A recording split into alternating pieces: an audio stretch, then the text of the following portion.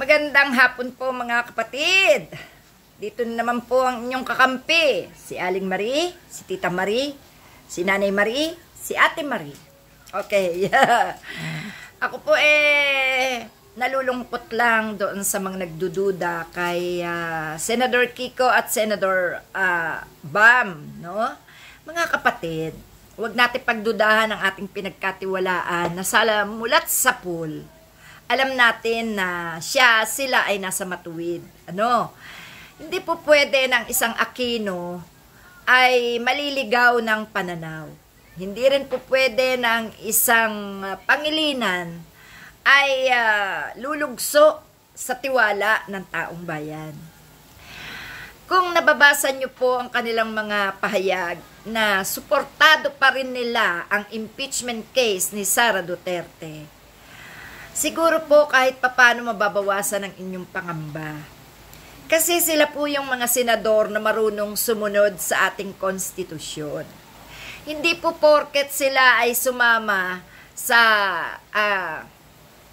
Duterte Black, no? Kay Escudero.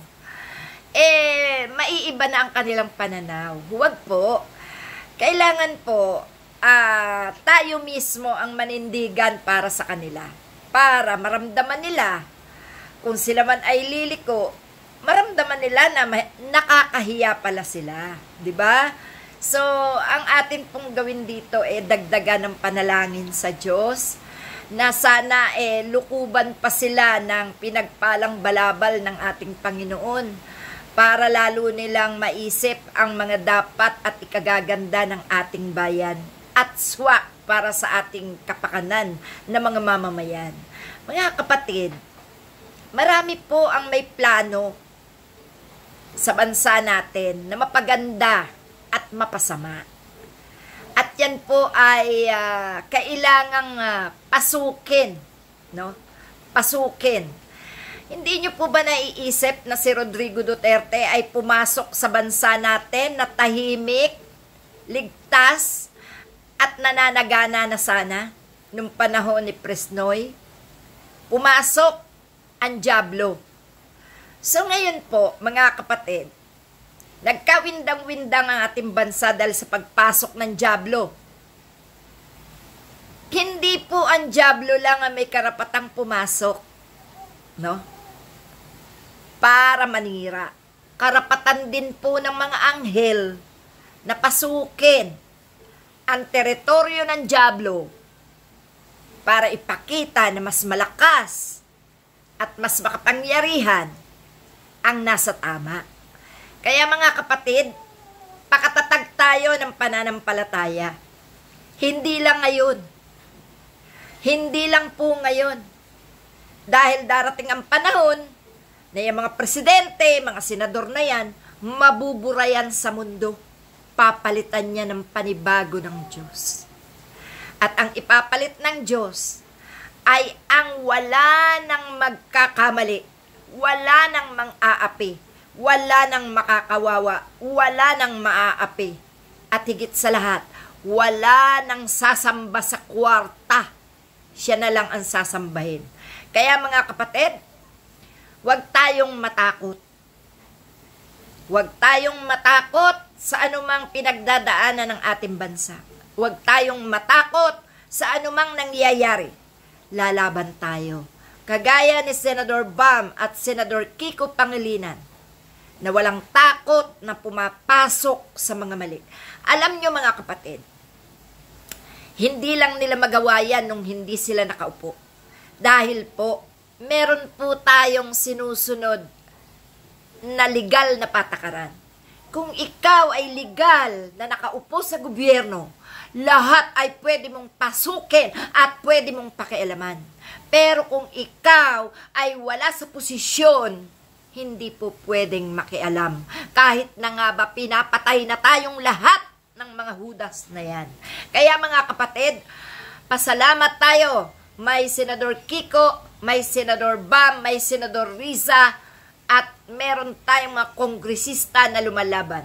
Mga kapatid, huwag mawala ng pag-asa. Huwag alisin ang tiwala sa kanila sapagkat kung nagtiwala tayo noon, pwede pa rin tayong magtiwala ngayon.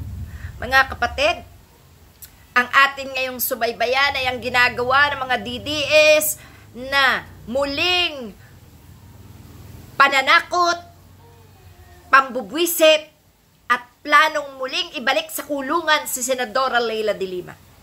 No? Yan po ang ating bantayan, mga kapatid. Si Senador Kiko at Senador Bam ay may utak. Alam nila ang kanilang ginagawa. Hindi sila pwede diktahan ng isang dyablo. Alam nila ang tama at mali. Sila ay makadiyos. Sila ay makatao. Kaya hindi kailangan pagdudahan si Senador Bam at Senador Kiko. Sa ngayon po, nababalitaan natin na ang asawa ni Speaker Martin Romualdez ay tatakbo sa ilalim ng Tingog Party List, no? Sapagkat plano niya na siya ang pumalit sa mga tinanggal dito. So, marami po tayong dapat obserbahan. Marami po tayong dapat tangkilikin kung tama ang ginagawa para sa ating bayan. At kung mali, umpisa pa lang, atin na silang labanan. Kaya mga kapatid, wag na wag magdududa. Kasi yan ang nagpapasira sa isip ng marami. Kapag nagduda ka na, palagi ka nang magdududa. Iba po yung pinagkatiwalaan na pinagdududahan. At iba rin naman yung tunay na kaduda-duda at may kasamaang ginagawa. Kaya mga kapatid, yan lang po ang aking hiling. Huwag po kayong magduda sa dalawang senador sapagkat tuloy ang laban, tuloy ang impeachment kay Sara Duterte. Kailangan ma-impeach si Sara Duterte by hook or by crook. Pero may dadaanan na proseso. Yan po ay lilitisin, hindi lang isa, dalawa, tatlo. Yan po ay aalaming mabuti kung ano ang mga kasagutan ni Sara Duterte sa kanyang mga asunto sa kanya. Kailangang mapatunayan na talagang siya ay nagkasala at ang hatol ay impeach. Ngayon, kung magaling si Sara Duterte na magsabi ng katotohanan at ituro ang lahat ng sangkot sa mga ibinibintang sa kanya, yan po, maaari mag-waive po ang desisyon. Pero kung natumbok si Sara Duterte na talagang nagkasala, isa o dalawa, tatlo sa ikinaso sa kanya, impeach si Sara Duterte. Kaya po mga kapatid, huwag po tayong manggigil. Huwag po tayong magduda. Tuloy po ang laban.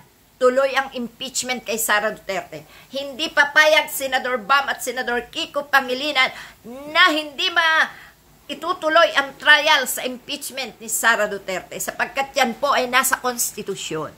Na once na yan na ipasok na as impeachment case, kailangan agad-agad na yan ay pag-usapan. Okay? Salamat po mga kapatid at inaasahan ko po, huwag po kayo magduda. Dahil pati nga po ako pinagdududahan na hindi po kailanman mababali ang sinabi ni Aling Marie.